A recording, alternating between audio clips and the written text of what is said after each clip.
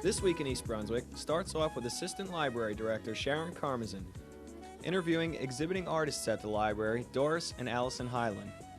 Then we'll go over to Bowne School and talk to music teacher Chris Christensen about last night's International Fest. Then for a listen to a lunchtime concert at the gazebo on the municipal grounds by the St. Luke's Quartet.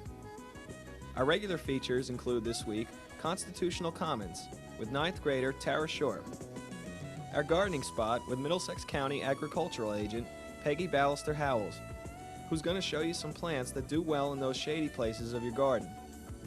Health Facts with the administrator of the Family Helpline, Joyce Mohamoud. Consumer Aware with Adrian Eisner, and this week information on signing a contract. And because of the Township Council's summer schedule, which meets every other week, our Township Council review will resume next week. Now for a quick look at what's on Channel 8. Monday at 10 a.m., it's Look Great, Feel Great with Lenore Kulik. At 10:30, it's Stories for the Kids. Tuesday at 7 p.m., Kid Stuff from the Libraries of Middlesex features Fifi the Mime. At 7:30, Part 2 of John Megliaro's interview with sports psychologist Robert Gilbert on Sports Talk. Wednesday night at 7:30, Dolly Basta hosts For Art's Sake and visits New Brunswick's journeyman players and their new play, A Second Wind.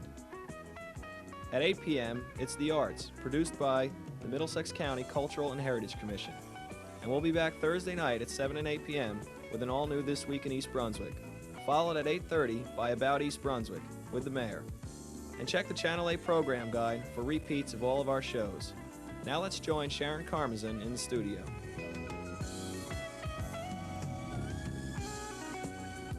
Hello, I'm Sharon Karmazin for This Week in East Brunswick. I'm here at the library today with two artists who are displaying their works here at the library for the month of June. I'd like to welcome Alison Hyland and Doris Hyland. Welcome. Hi. I know you're both residents of Oldbridge and have both been painting for quite a long time. Maybe, Doris, you can tell us a little bit about your work, the work that's on display this month. Well, it's mixed media and collage, which uses a lot of texture and a lot of color. And I guess that's what I really like, is something tactile, something that isn't just flat on the surface. Now, I know we have an example of one of the shows, one of the works that's in your show right here. Can you tell us a little bit about this piece? Well, that's done on masonite, and that could be, an idea of a beach scene, something drifting up on the beach, or it could be strata cut through the earth and things you would find if you, were metal detecting or something like that. Now, in addition to the paint that's there, there are actually, I don't know if people can see it on camera, but there actually are pieces that, of net that do resemble. I can see exactly where it might be a beach scene. A fossil. Right. What other kinds of things? Oh, there's a coin and some, just odds and ends there that's embedded in the material I use. A lot of times you go along the beach and you pick up objects. That's right, you can do that. Right. And then some of those are made. I make out of paper mache. Oh, I see. To emulate those kinds of shapes. Is this a new direction for your work? No, I'd say my collage work is the newer direction. And next year it'll probably be something completely different. Right, I see. And the collages are done in what way? That's paper, and it's torn or cut. First I color it with acrylic. And I work with shapes, and it suggests different things. Usually you just put it down or let it fall down, and it'll suggest different compositions or different scenes, or maybe just an abstract. And it takes a lot of playing around with the shapes to get it satisfactory, at least to me. And that's the newest work that you're doing? That's it. That's the newest.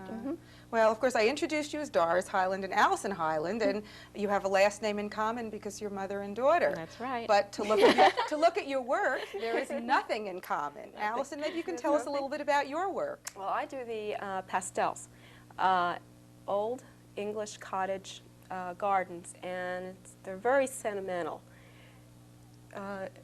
Nostalgic. Right, with a lot of colors. And you do have some people in your pieces too, yeah. not just one gardens. in particular looks like an old photograph of my grandmother when she was born around 1880s, wasn't she? And she had photographs taken of her the long white dresses and her hair piled on top of her head. Yes, they are quite romantic, and Right. I guess they reminded me when I looked at them of that Christopher Reeve movie Somewhere in Time. You know, it just it has a very mysterious quality about it, and they're really quite lovely. I think that's why they're appealing, because Yes. it's a return to something maybe is past for good. Quiet, peaceful time, and you can smell the grass. And, What got you interested in that particular style of painting? I was like traveling to England during the early 1970s. The three of us, Mom, Dad, and myself, went to England. And I was just taken by the cottages and the colors and the flower gardens. And oh, it was great. So I was able to come back and paint them. And you've done some studying Ernest through a college in Savage, England? Sir Isaac Pitman College in London. And it was an extension course. And he was a wonderful teacher. And So you actually studied while you were in England, or?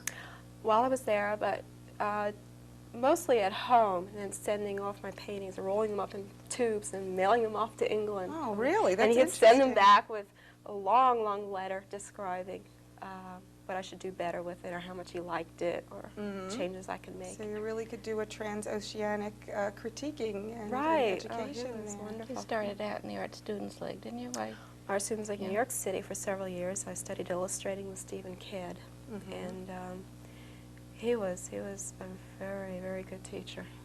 Now your show has just come from another gallery, I understand. Where was that?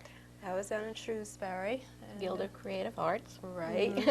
And we've been members about 20 years, yeah. haven't we? Right. yeah. And you exhibit through them and sell through them regularly? Oh, every month we put work I think down. you were accepted in there when you were in high school yet, weren't you? Just graduated. Just graduated? Doing Right. professional So, enough yeah. work to be... Well, you brought me up to that level. Right. Well, it's wonderful to have a teacher right in the house. Oh, it really Do you is. find that difficult to be able to keep some It distance keeps while us she's on our working? toes, doesn't while it, to you're have each the- working? It really does. Right. We're very critical of each other's work. We don't let anything go out of the house that Even we though, don't... even though think Mom right. is a contemporary artist, she still can critique my traditional. Even though I'm traditional, I could critique right. Mom's contemporary work. right. Do you work together in the same studio, or do you have different No, there's workspaces? different parts of the house, and My work's messy, so I have to be in the area. she's delegated to the downstairs where the Right. pastel dust can blow freely. flies, And you work? Where do you work? At home, in my... I have a small room. But small in studio a room. different space? That's right, Uh-huh. yeah. And do you have a particular time of day that you like to work? I think for people who have studios, you really need to have a lot of self-discipline. I find early in the morning, I'm a morning person, and around 4 o'clock when it's time to make supper, I tend to want to go downstairs instead and paint. I make supper. Right, that's good. Well, it's good That's to be always able welcome. to Right. share the work Yeah, that way, or else if someone else is home, that you can both get to make supper. Alison and I shared That's another even thing. more. We both taught in adult school for, how many years was it? I taught for 9 years. Yeah, I taught for 6 in the East Brunswick adult school system. Right. And in fact, I took over Valdi Maris's classes. I studied under him, and then he called me up one day and said, don't say no now, you're going to teach my From classes. being And I was from being petrified. I remember Yes. that. You became And to teacher. step into his shoes was very scary. But it worked out fine, I think. At least my students seem to think so.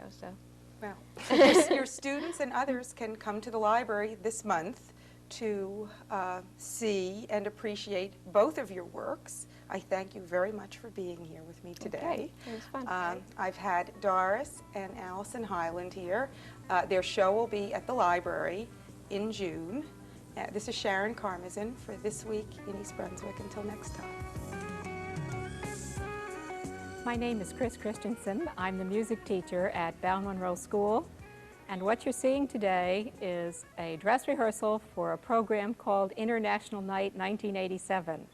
The 2nd and 3rd graders at Bowne School have been preparing since spring vacation for this event. It will include foods from over 20 different countries prepared by parents, and dancing and singing, and solos on the piano, the violin, and all kinds of special things done by the children themselves. One of the special things about this program is that it is a culmination of activities throughout the year celebrating the wonderful world of differences, which is a theme at Bowne School and also through the East Brunswick Township.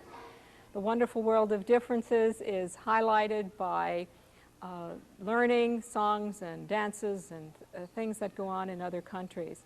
From the third graders who learn to count in Spanish, to the Hungarian child who's done a dance of his ancestors, a Chinese boy who is playing a violin and doing a solo while the rest of the third grade marches around with a dragon that they created for Chinese New Year. Our children have been very busy, very excited about this, and what you see today is a result of many weeks of work and fun and special learning about the wonderful world of differences. There are 4 classes, 2 second grades, 2 third grades. The teachers are Mrs. Rothman and Mrs. Markowski in the second grade, Mrs. Hines and Mrs. Nugent in the third grade. They have been working in the classroom, and the children have been working in the music classes to prepare for this.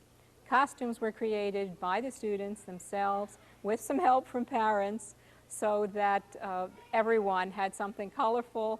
Many of the costumes represent the ethnic background of the individual students, but many of them were also just chosen because that's something that they thought would be fun to do and interesting.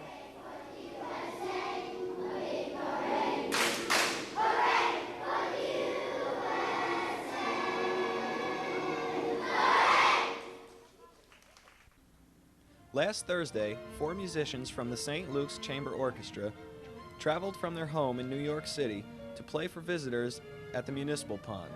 Some residents brought their lunch and all enjoyed the warm weather and music.